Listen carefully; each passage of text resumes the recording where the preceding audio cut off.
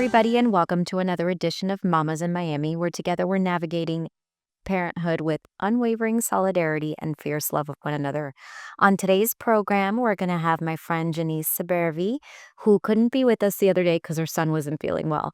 But we're going to make up for lost time this morning and cover everything as soon as she signs in. She does it all. She influences, she blogs, she photographs, she travels. She's an amazing mom. She's an amazing wife.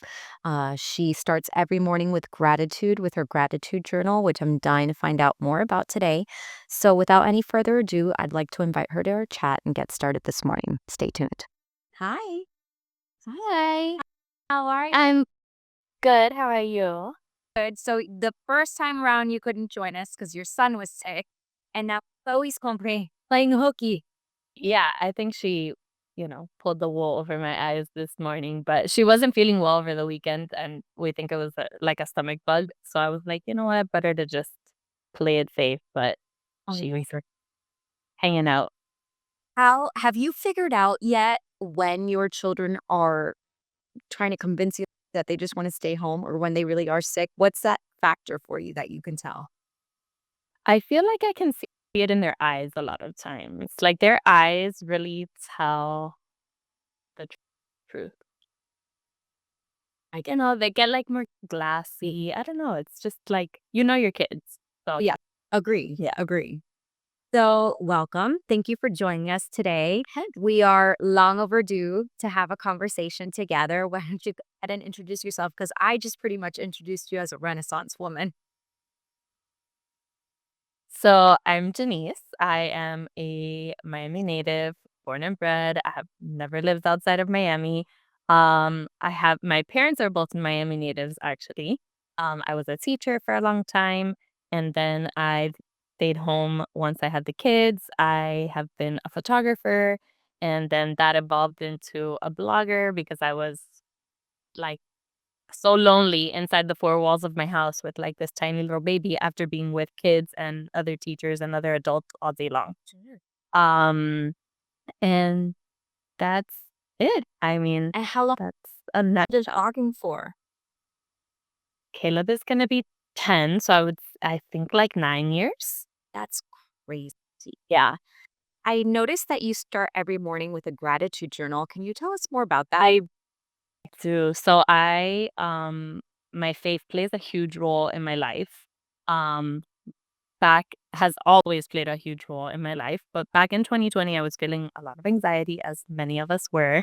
And I was like, how can I shift my perspective to like not focus on all the negative things? So I started just daily, I would just jot down. I had like a little chalkboard next to my desk, and I would just write two or three things I was grateful for. Some days it was really big things, and some days it was like good internet connection. Um, some days it was like the fact that I can go outside and stand in my yard. Um, whatever. And that slowly evolved, and now I have a 45-minute practice that I do in the mornings, where I read the daily readings from the Bible. I reflect on them. I write about what I'm grateful for. Um, any prayers, any special intentions that I have that day. Uh, and yeah, that's how I start my mornings. And it's just I've found that it's just the best way to ground myself and to put myself in a place where I can start the day in a good place. And you do this before you wake anybody up in the morning? You do this? So usually my husband is up. He wakes up before I do, and he brings me my coffee once he hears that I'm up, and then so I can do all of my things with my while I'm drinking my coffee. But I do that in bed.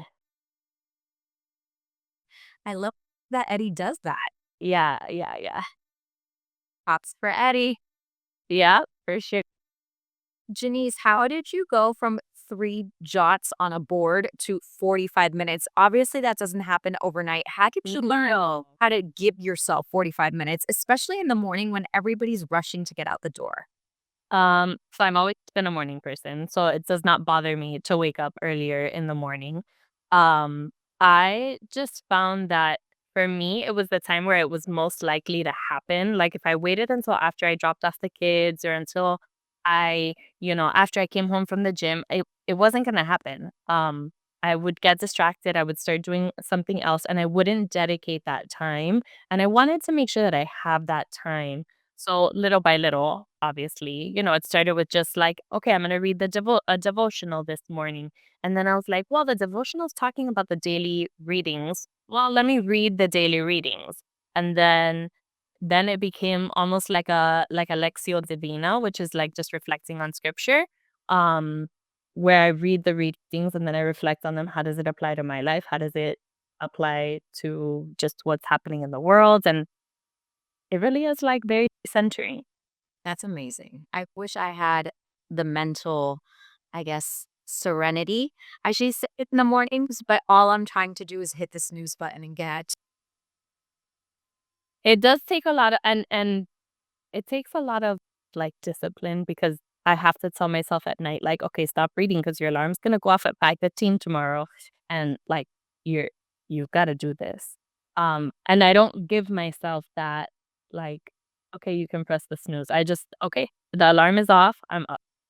I heard somewhere, and I can't recall where it was, that they said, why, if you're not a morning person, why on earth would you hit the snooze button and make yourself keep waking up? That's the worst feeling in the world over and over and over again.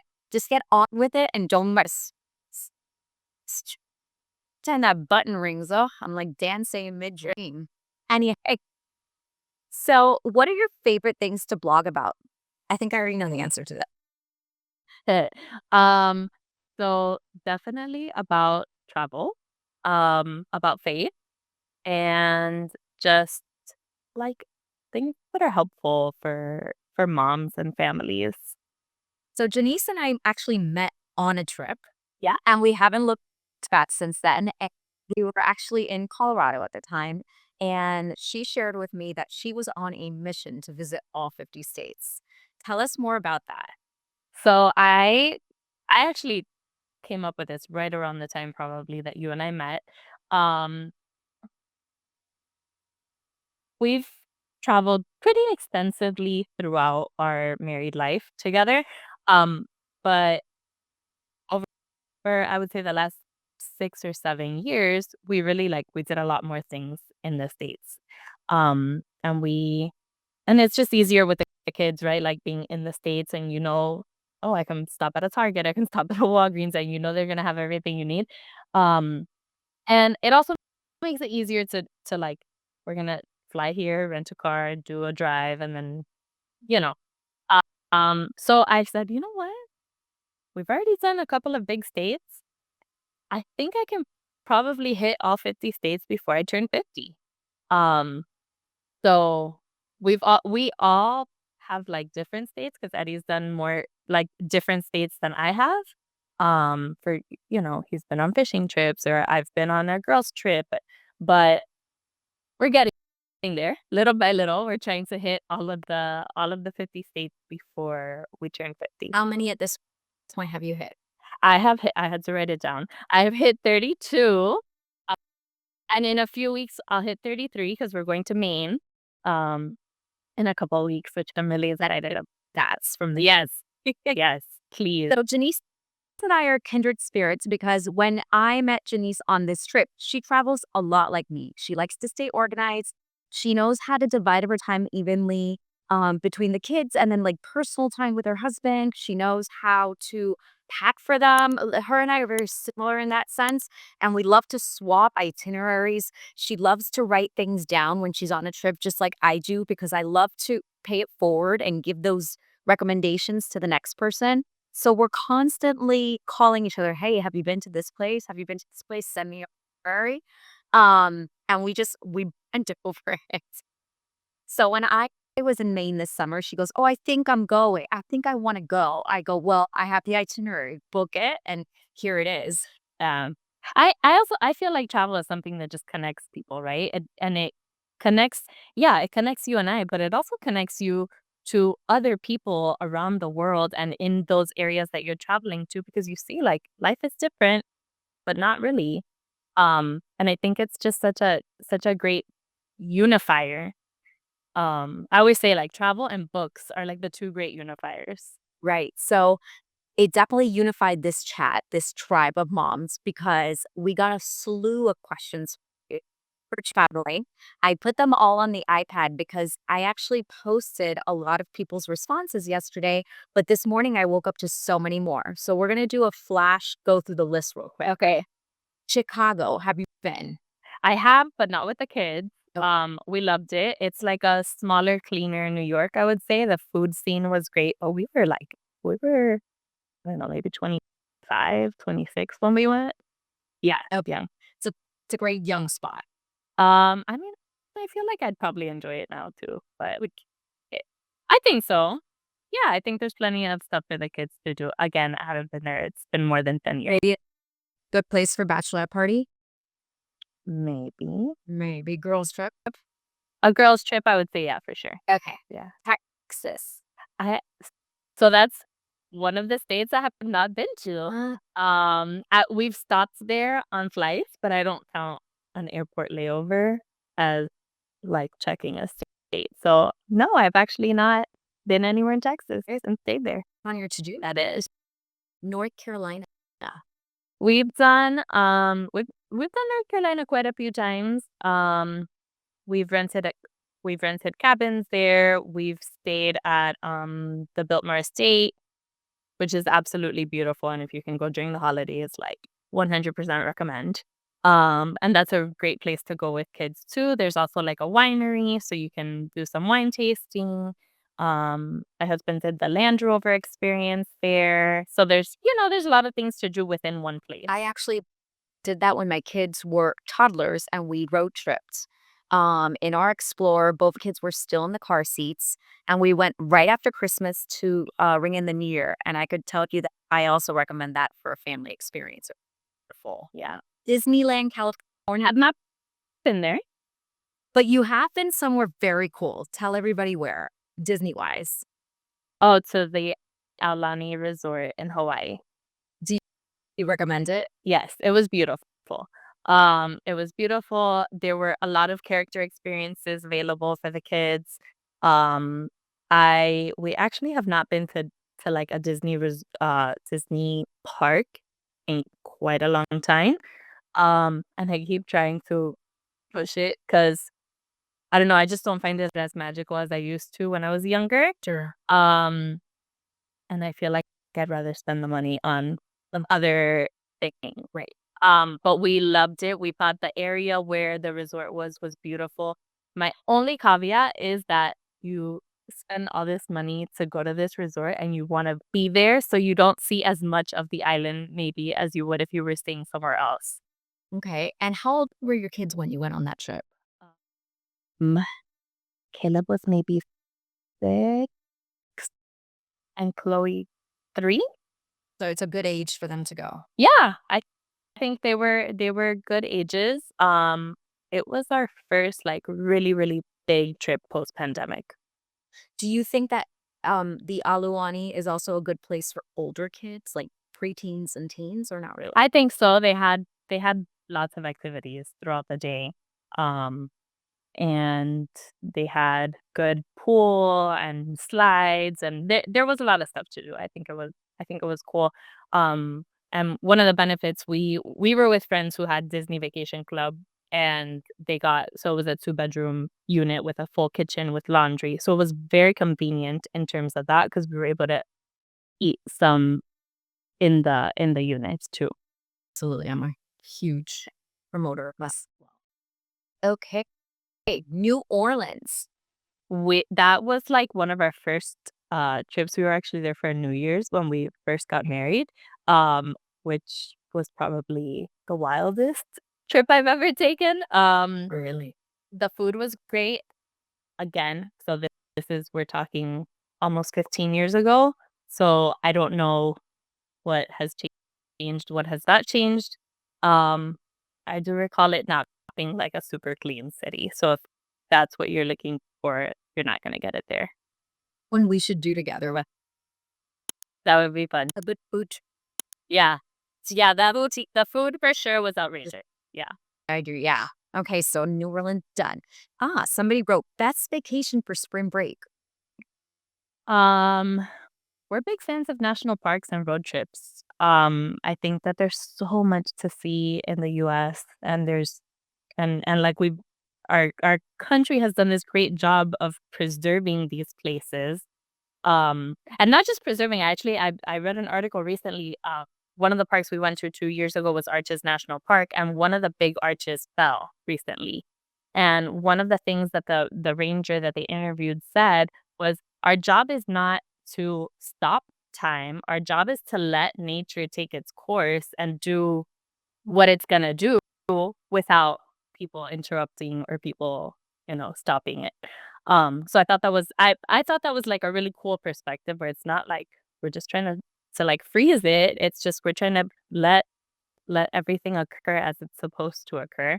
Um, but that was a great trip. We flew into Arizona, we went to Sedona, we did the Grand Canyon, we went to Utah, we did Arches National Park, Bryce Canyon, Zion, and then we ended up in Vegas and came home. That and with this were with the kids or That was with the kids, yeah. okay, so tell me if you had the same mom experience that I did. I recently brought my husband on and we spoke about all the national park trips that we did when we were living in Colorado during COVID time.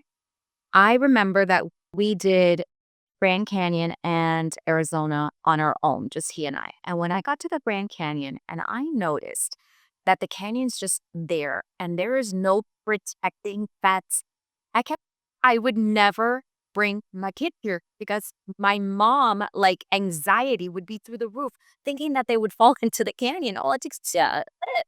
Yeah. Did you have that I mean, impression, we kind of stayed along where there were barriers. But there were a few parts where we walked and it was like you could kind of walk out to the edge. But terrifying? yeah. Terrifying. It's pretty scary. Oh, from that trip was that so it was just Danny and I, and we were walking, we were watching the sunset. We had stayed at one of the lodges like on the rim, and we saw a mom with a flashlight pacing back and forth, and then her husband comes, and then an aunt come, and then a cousin comes, and night was falling, and their children had done a hike inside, and they hadn't come out yet. They were just frantic, praying that their kids would come back up before nightfall. My heart was in my throat.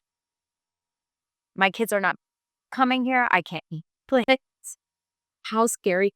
Emily, I really hope that, those children made it back, at a reasonable hour because those parents were horrified and so scared. Yeah, that is scary. You didn't experience anything like that? No. We did see a guy like doing a handstand on this big rock that was sticking out, and it was like I wanted to throw up the whole time. I was just like, "Please be okay." I kept we did a mule ride and the mule kept approaching. I'm like, you stand not fast foot. Okay, so onwards. Hidden gems. We just did Cannon Beach in Oregon this summer, and I have to say, I never anticipated enjoying being in Oregon as much as I did. It was absolutely spectacular. I'm a big fan of smaller towns that, like, I guess we live in a big city, so I don't necessarily feel like I need to be in a big city. Um, and I just loved it. I loved it so much. And that was in anticipation of what the next somebody wrote, we're dining here about your Alaska cruising. So you did that before you took off. We did ask. So we flew into Portland, Oregon, and then we drove over to Cannon Beach. We our initial plan was to spend some time in Portland, but we had like a 12-hour flight delay, so we missed that part, and then we ended up just driving straight to Cannon Beach. Um, and we spent 2 nights there, and then we drove to Seattle, spent some time in Seattle, and then did an Alaska cruise. How was it? It was great. We had an amazing time.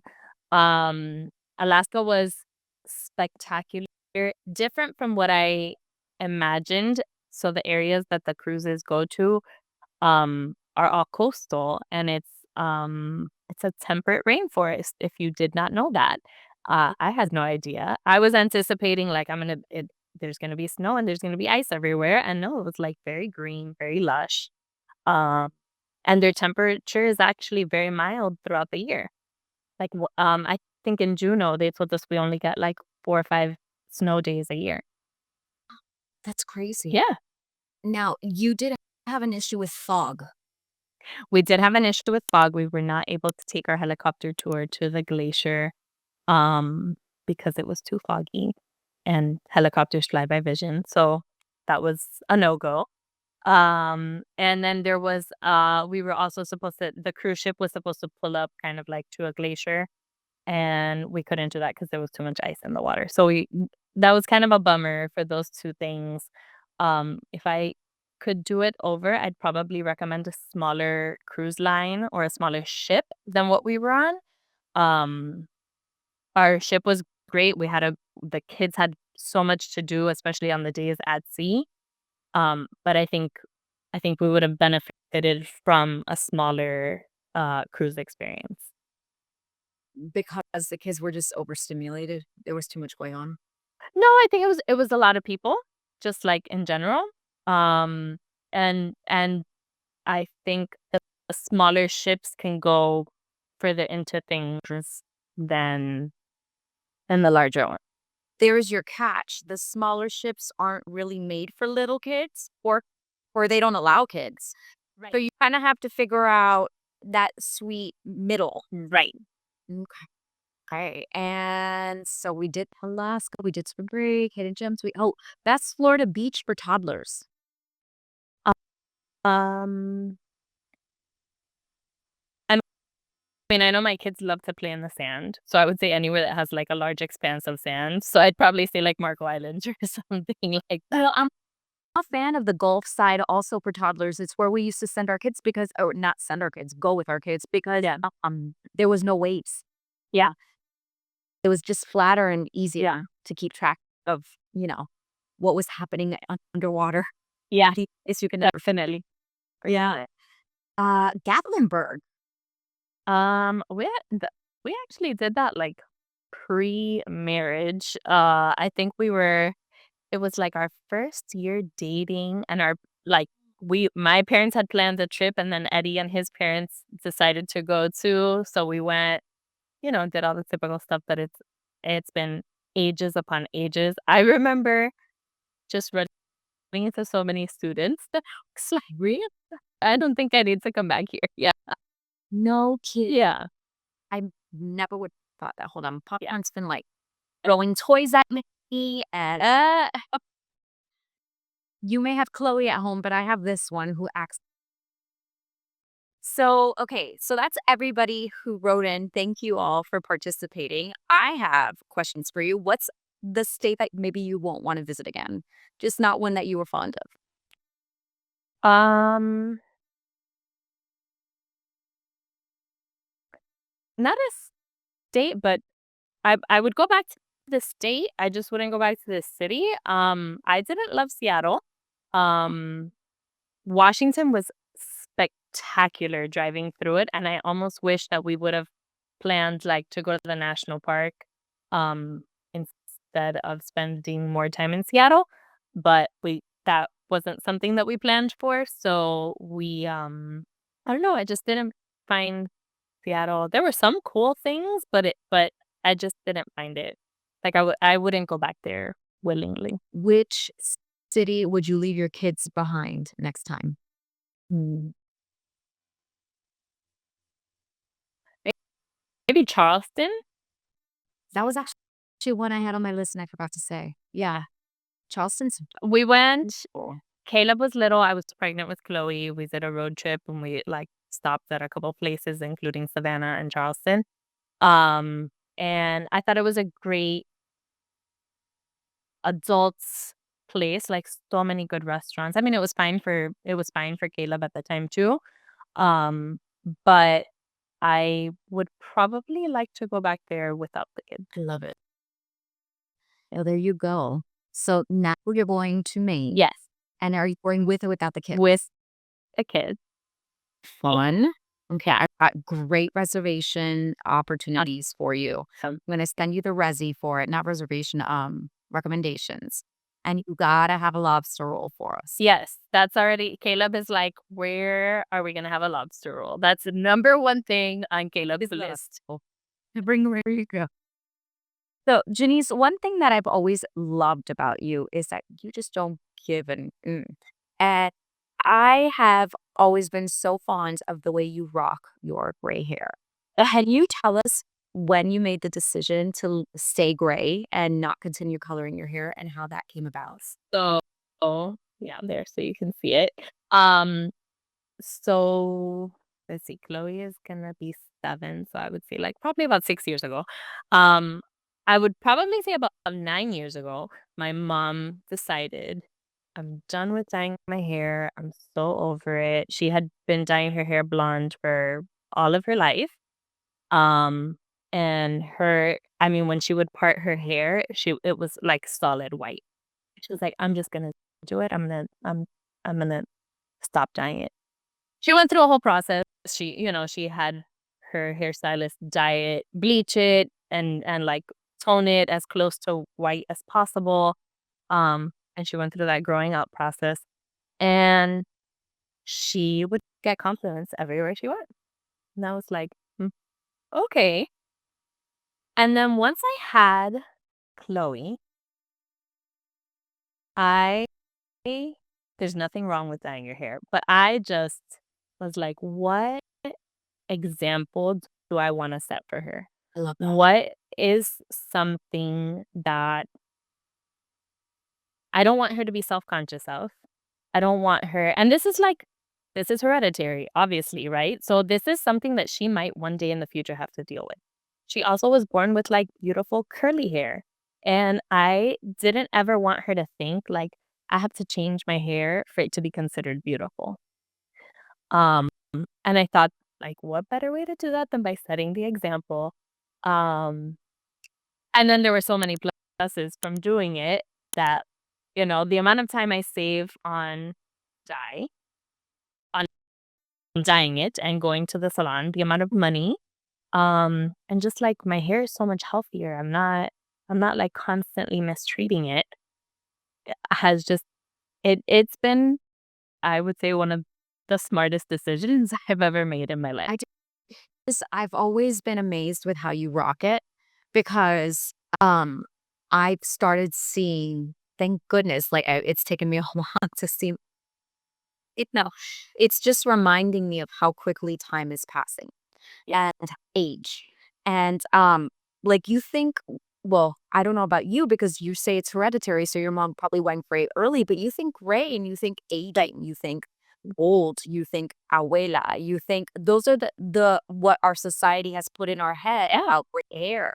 And we spend so much time and money trying to get rid of the gray that it's exhausting. It's very liberating to see that, more and more people are accepting their gray hair. Yeah, it is very liberating, and I think, yes, that's one of the things that people are always like, "Oh, but it's gonna age you, it's gonna age you." I mean, I look at pictures of myself from 8, 9 years ago, and do I have more collagen in my face? Absolutely, but is my hair actually what is aging me? No, I don't think so. I think for me, a big part of that comes with, like, I made a commitment. I said, "If I'm gonna do this, my hair has to be styled." Like, I have to if I think what ages you is when you stop taking care of it, and when you just kind of, like, let it be frizzy and, unkempt, Yeah. um, which is different from leaving it in its natural texture. Um, so Your for me hair healthy. Your hair doesn't have like I feel like my gray hairs have like a texture. no, mine are more textured, for sure. Yeah, yeah, yeah. Those hairs are definitely more textured. They're more wiry, uh, than my regular, my melanated hairs. I don't know. I don't know how to say it. It suits you. It's so beautiful. It doesn't age you in the least. And I commend you for doing it for Chloe. I mean, what an example for her. I mean, I hope so. I hope it's something that she, can one day, I'm sure when she's a teenager, she's gonna be like, "Oh, my mom is so uncool." But I hope that one day she looks back, like I look at my mom embracing it and think like that was a great example for me. Um, and I hope that she can see it for what it is. Well, I love all the hairstyles that you right on Chloe. Uh, Janice has always like loved these tutorials for hairdos for the little girls, and then she's always like, "Here's Chloe today on the first day's tool," and it's the most elaborate like three ponytails, 17 grades, hula. So you have a knack for it. I can't even fishtail Adriana's hair. It's terrible.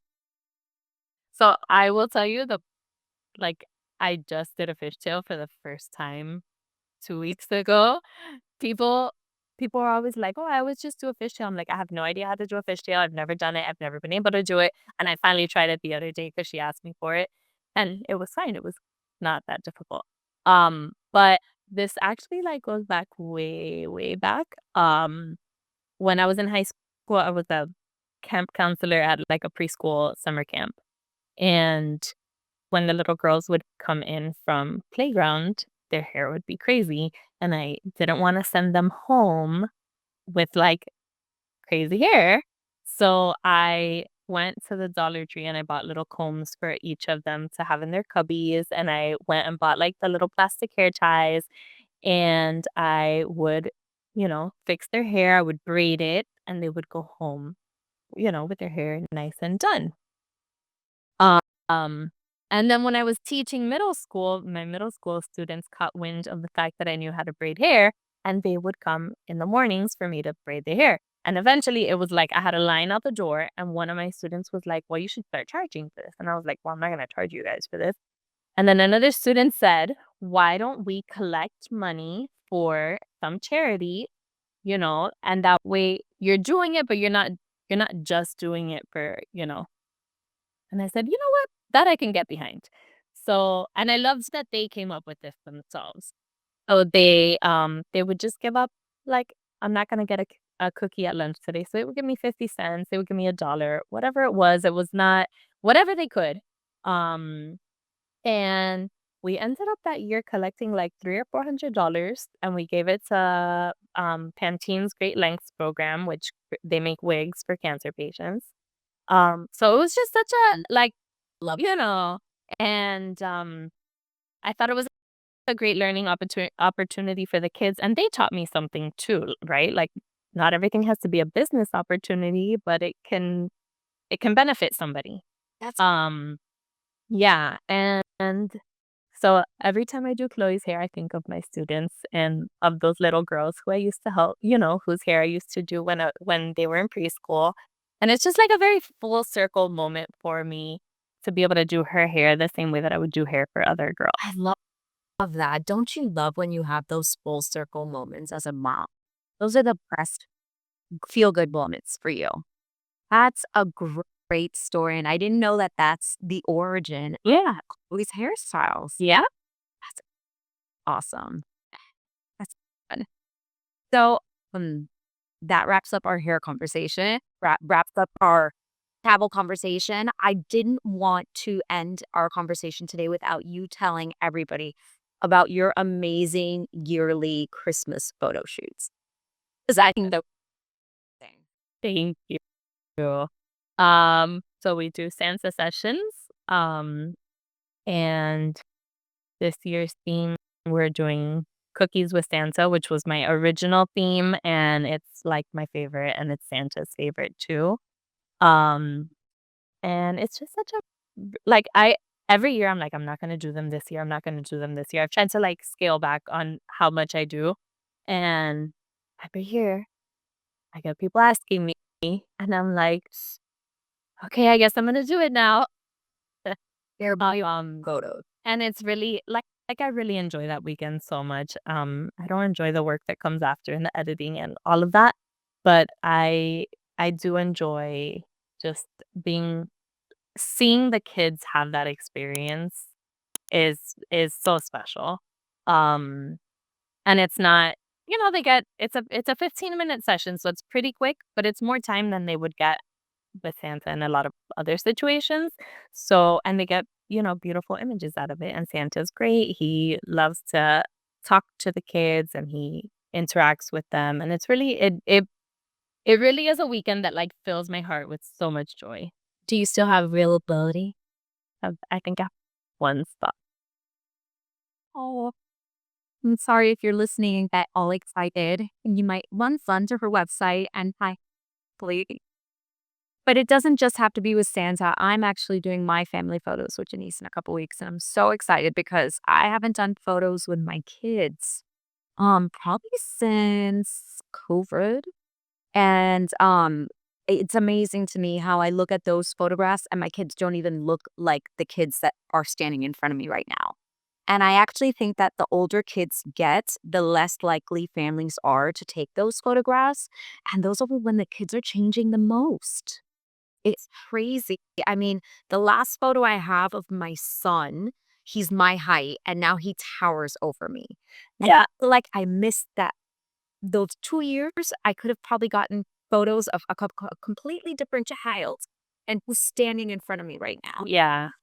Yeah. I really try, even myself, to hire a photographer to do pictures of us once a year or so. Um, and if not, then I will lug my big camera. I did it this summer and I took it on this trip with us to make sure that we have at least, one or two really nice photos of us with the kids. And I would say that now we're ending September in a couple weeks, or like it's right on the corner. I would start thinking about those holiday photos if you are Yeah. a person that likes to have your holiday cards out because it's starting to sneak up on us already. Yeah. I mean, my sessions are the second week of October. Usually I do them a little later, but this year just between my schedule and Santa's schedule, that was what worked out. Busy man. Yeah, he is, Yeah. and I tell the kids he's gotta come early. He's gotta come before Halloween because um, but it is nice because my families all get their photos within a couple of weeks. So they are able, like I like to order my Christmas cards before Thanksgiving. If you get Christmas cards from me, I'm probably one of the first ones you receive because I put them in the mailbox on Black Friday. I like for them to be ready to go. Um, so I can appreciate that families want that. Um, Others don't, but the ones that do will appreciate that they get their photos quickly and they have them, they have an early turnaround. Janice, you've also, and very smartly so, you have also on some of your family vacations baked in photo I sessions. have. And those are probably the most beautiful photos you have of you and your family. How do you go about saying, okay, we're going to do a photo session in, let's say I go to Colorado, I'm visiting Colorado. How did you even go about looking for the photographer, putting all of that into your itinerary? Do you go by word of mouth or do you Google? How do you find? So this one, when we actually did it in Colorado, and I Googled and I looked up a photographer whose images I liked and I emailed a couple of people, got quotes, and went with the one I liked the most. Um, and actually Eddie and I went on a trip for our anniversary this year and we booked a photographer who was actually somebody we had worked with in Paris back in 2015. Um, Eddie has a cousin who got married in Paris, and we used her wedding photographer to do a family session. Caleb was a baby. Those pictures are like the cutest pictures ever. Um, and so she lives in California. So we did those pictures in Paris. She lives in California. So when Eddie and I were going to California, I was like, you know what? I really would like updated photos of just you and I. Um, and I'm gonna reach out and see if she's available and see how far she is. And she was like, I'm actually available. And this was like 2 weeks before. It was very spur of the moment. And those pictures are some of my favorite of us ever, I think. Amazing, gorgeous photos. Were the car you guys were in rented? We rented it on Turo. for the photos, or you just happened? Rented it just because we wanted a cool car to drive around in. We were in Palm Springs and we knew we wanted a cool car.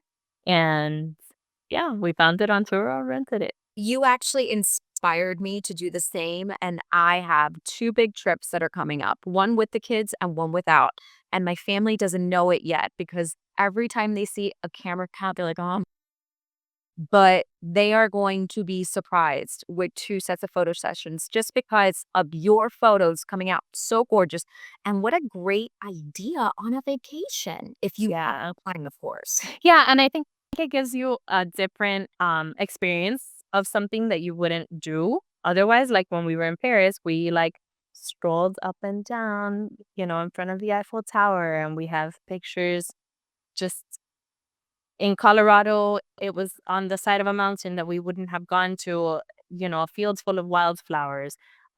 Here, the last ones that I took with Eddie were like by the windmills in Palm Springs. It just somewhere that I wouldn't have experienced or I wouldn't have spent that much time in, um, that because of the photo shoot, we get to do it. And, sometimes the family members will roll their eyes, "Oh, I can't believe you're making us do this." But everybody's always so appreciative when we have these beautiful photos of our family. Right? Yes. I agree. Then they come back and they think it was their idea. It was such a great idea. I really hope you'll come back because we've only touched the surface with this Renaissance woman today. She actually, I would love to get into the conversation of international travel with this one. How old were the kids the first time you flew internationally with them? Caleb was 9 months. Blew my mind. Yeah. I mean, we haven't done it a lot, but we've done, a few times. Just the fact Uh, that you did it, Jenise, like, I'm sure many people would love to know if it was something that they should even put on their consideration list. Because I know that when I had the 9-month-old, I couldn't even think, how can I get from A to B with this one and the million things that come with a baby? I would say why not? If you're considering putting it on a list, we went for that wedding. Um, so it was really a matter of we're going on this trip no matter what. Do we make it a really short time and leave the baby behind? Or do we just take him with us and spend 10 days there? Um, Obviously we chose the latter. And I we had a great experience. I would not.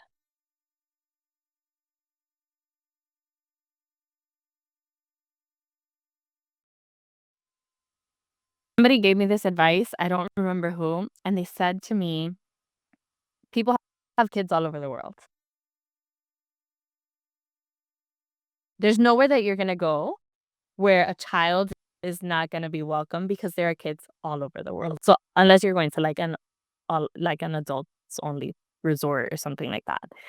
And that, like, shifted my perspective a lot, right? Because it was like babies need to eat everywhere they go. Babies need to use the bathroom everywhere they go. Babies need baths and babies need to sleep. So that for me was like, "Oh, well, I guess I will be able to find diapers wherever I go." I guess I was nursing, so I was like, I can nurse them anywhere. That's easy. Um, so I think that for me was like what clicked a lot. And then in terms of like just quick advice, the top 3 things that I would say. Number 1 is be prepared. Like things that are really specific to your child, um, medicine, food, very specific things. Um, be, be flexible. So be prepared, be flexible. And and like use the tools available to you. So there's a subscription program that I use called Blueberry Pediatrics, and it's if you don't have a physician in your family, it's a great way to be able to like text with a pediatrician or do a video call with a pediatrician. It doesn't work if you're international to do a visit, but you can text them and they can give you advice. So we were in Luxembourg once and Chloe developed a croup cough and I just like sent and they told me, okay, do this, this, this, and this. Wow. And I was able to avoid having to go to a pharmacy or going to a doctor. And you're speaking to an actual pediatrician, not a robot? It's amazing. Yeah, okay, when we get off this call, It's called Blueberry Pediatrics. Yeah. pediatric. Yeah.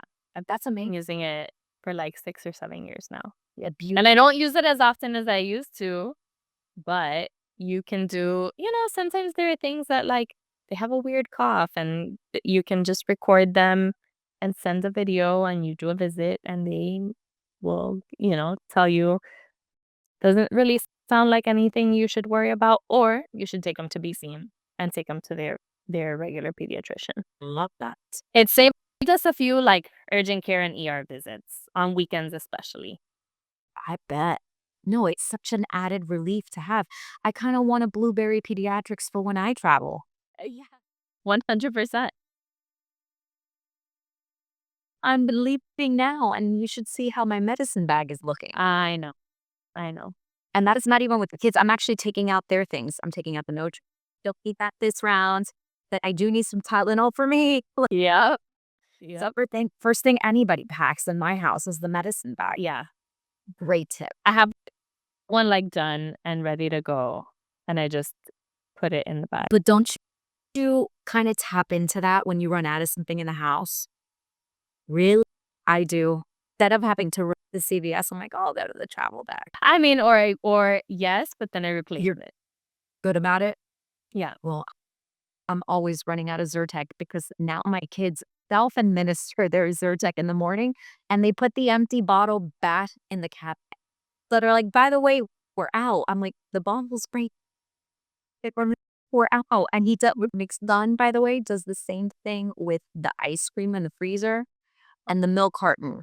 He'll be, by the way, I'm out of my mango mochi. I said, the mango mochi's in there. No, right there. He opens the box, package and everything with the plastic. He goes, look, no more mochi. But well, right?